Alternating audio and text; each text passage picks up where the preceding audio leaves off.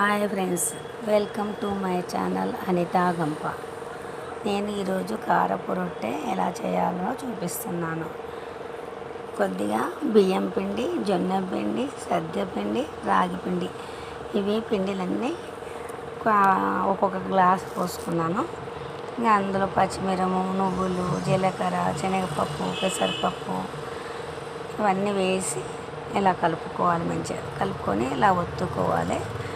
నూనె లేకుండా కాల్చుకోవాలి. మనకు నూనె డైట్ చేయాలనుకున్నప్పుడు ఇలా చేసుకొని తింటే బాగుంటుంది, హెల్త్ కూడా బాగుంటుంది. ఆయిల్ లేకుండా ఇలా కాల్చుకోవాలి, చాలా బాగుంటుంది.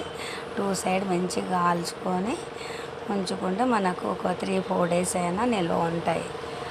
అన్ని రకాల ప్రోటీన్ కావాలి కదా, అందుగురించి అన్ని రకాల పిండిలతోటి చేసినాను. మీరు కూడా ట్రై చేయండి, చాలా టేస్ట్గా ఉంది. ఇది పెరుగుతో తింటే ఇంకా బాగుంటుంది.